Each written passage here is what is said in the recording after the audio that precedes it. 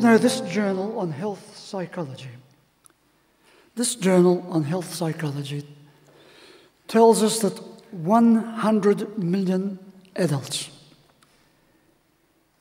100 million adults in the United States are affected by chronic pain. More people are affected by that chronic pain than are affected by heart disease, cancer, and diabetes combined. And yet we have such difficulty acknowledging it and coping with it. When 100,000 people, adults, are suffering chronic pain, who cares about a 5-year-old kid in pain, asking us how to lessen her pain? Is she important? Salvador Dali has fascinated the world with his extraordinary art. And now, more than 25 years after his death, his work, all his works continue to grab our attention. And we pause and wonder, what is that supposed to say to us? What is he attempting to portray? What was at the center of this man's soul that he would paint these pictures? He said he was a witness to death long before he was born. Before he lived, he was a witness to death. My brother, he said, died 3 years before I was born, and his mother and father sank into an ocean of grief and despair. In my mother's belly, he said, I already felt their anguish. My fetus swam in a kind of theft of affection. I learned to live by filling up the gap of affection which was not really given to me. Sigmund Freud, the father of psychoanalysis, also wrote of his struggle to cope with the death of his 1 year younger brother. And of course, J.M. Barrie, the father of Peter Pan, as it were, also had a similar experience, where a mother was continually anguishing for her lost child, son. Many studies, in fact, have been written about the persisting pain of a surviving child, carrying the mother's grief, required to comfort the mother and to assuage her longing that the dead child will somehow reappear. And thereby, one generation after another can be affected. But you might say, what about my pain? Well, I talk about a 4.5-year-old pain, the child's pain. What about our pain? Well, the child would say, my pain is very confusing and complex. I am one who is living, yet in many ways I'm not living because of this pain.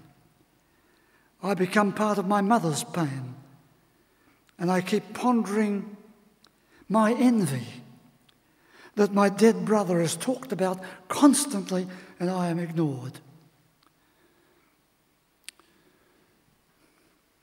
The child I'm talking about is female. She says, I go to kindergarten 4 mornings a week. I have 2 brothers. My parents work. They go to work each day. We live in a suburb not far from here. Of course, at 4.5, I have difficulty finding a way to tell you that I'm in pain. But what can I do to lessen the pain? Now, you might be ready to switch off. This child is not your child. This pain is not your pain. You have other pressing issues to deal with. And anyway, you're here in church on a Sunday morning. Why not focus attention on something more uplifting than the pain of a 4.5-year-old somewhere we don't know about?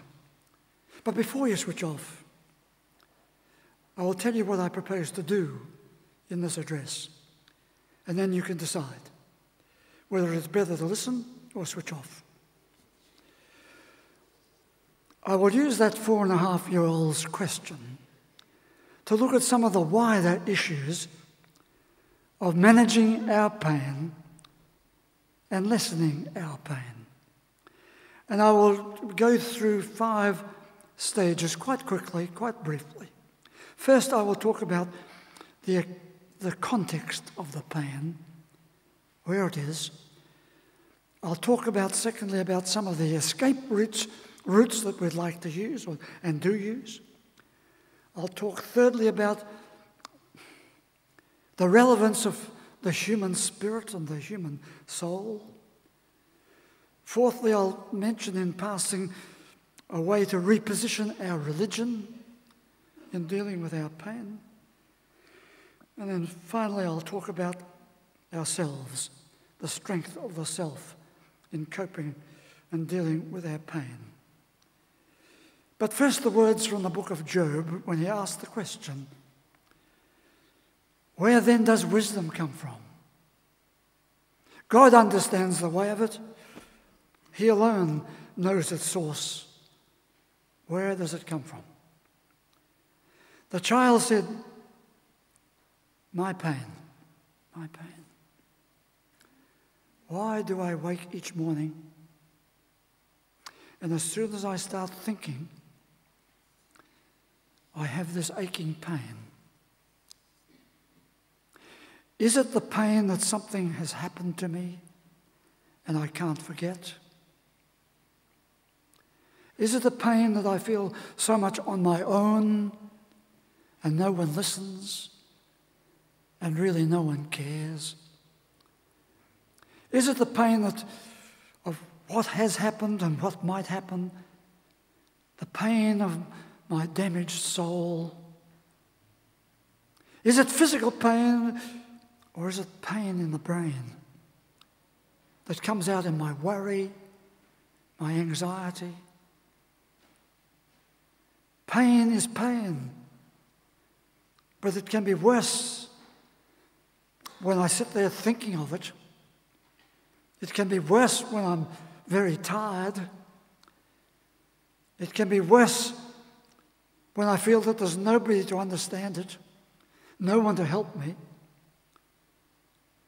The original source of the pain has long since passed, but the pain keeps gathering emotions of anger, of depression, of guilt, of fear, of humiliation. So there is the pain somewhere there, but the pain is existing in this ocean of other emotions, in this context. Most difficult. Because when I try to deal with the pain, these other pains jam in. How do we lessen the pain? How can we change the context of the pain in which the pain occurs? How can I get the wisdom to do that? And the pain experience is worse according to the context in which it occurs. I am in pain because of some condition. I am in pain because of something somebody said, a different pain. I am in pain because of what happened 10 years ago, 20 years ago, 55 years ago. I am in pain because I wish I had done something good for my parents and I failed to do it. I'm in pain every time I think of my baby brother. And he died how many years ago? So I look for some escape routes. I'm going to name a few escape routes. You know them, but I'm going to put words around them so that we can acknowledge them, even own them, not feel guilty about them. Take an escape route if it lessens the pain. We can lessen the pain if we can reduce those other emotions that get loaded onto it. So if you like, there is the pain, but then I put emotions on it. Anger and guilt and grief, humiliation, all that on top of it. If I can lift those emotions off, where is the pain? Where is it? Lift those emotions off the pain. Withdraw those emotions from the pain. There's an escape route. I'm not then dealing with all those things together. Put them over there and say, now let me hear what the pain is saying to me. Route number one, reduce or withdraw the emotional loading. Number two, refuse to take responsibility for someone else's pain because someone else wants you to be responsible. Some expressions of religion place strong emphasis on sharing other people's pain. That is not possible. You cannot share another person's pain. That's their pain. You can sympathize with their pain, but you can't share it. You can speak some kind words of comfort to them as they suffer, but it is their pain. When a child has died, you can't soften that reality. That reality is reality. You can help them cope with the pain and its context as you build helping moods and circumstances around it. That's number two. Number three, an escape route. Escape route number three is to remove yourself from the pain zone. If there is pain here, take yourself out of the pain zone. At least you have that possibility. You can make that choice. Do you feel you have to stay here and suffer? Or can you reposition yourself in relation to the painful event, in relation to the painful context in which the pain occurred? Remove yourself from the pain zone.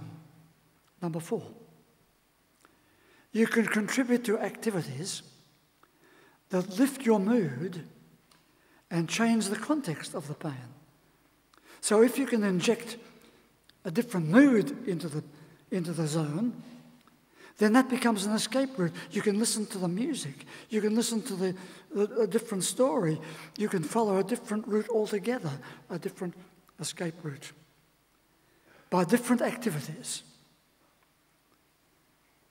And number five, you can restore the belief that your happiness is a reality that you can have, that you're able to embrace, that you're able to own. If you say that you don't deserve it or you can't own it, then that is your self-direction.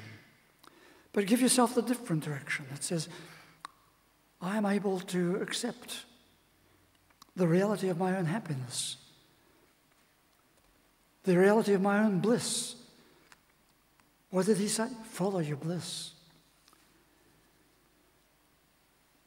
The escape routes. Then going on from there, I'm going to talk about the relevance of the human soul and the human spirit.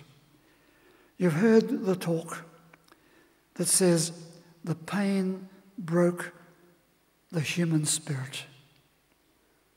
The pain destroyed the human soul. some speak of spiritual emptiness, the loss of strength in the human spirit. And others speak of soul murder. So dreadful has been the event. They call it soul murder. What does all this add up to? At Hugh Mackay's lecture the other night, one person here, almost in the front pew, asked the question. He said, "We hear you talk about the Spirit, but will each of you, myself and Hugh Mackay, will each of you tell us what Spirit is? We've heard about it all our life, spiritual issues. What is Spirit?" And I said, there are three things to be said about the Spirit. And today I'm going to add a fourth, because I thought about it subsequently. Spirit, I said, is energy. Spirit is an influence. Spirit is beingness, our beingness in life. And I added a fourth today. Spirit is connectedness. Energy, influence, beingness, connectedness.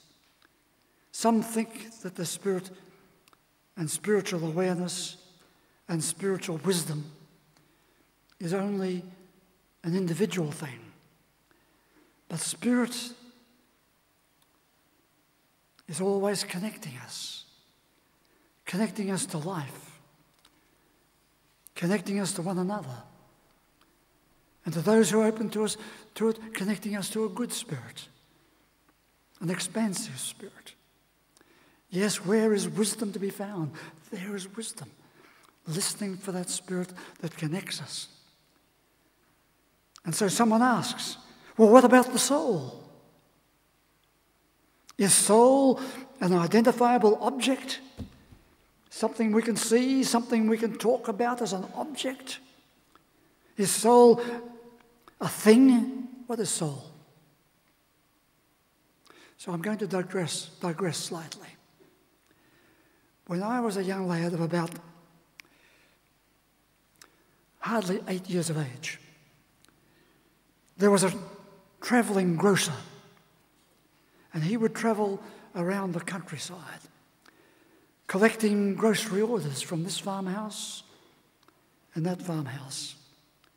He'd collect the order, and then a few days later, his offsider would follow through in an old van to deliver the goods that had been ordered.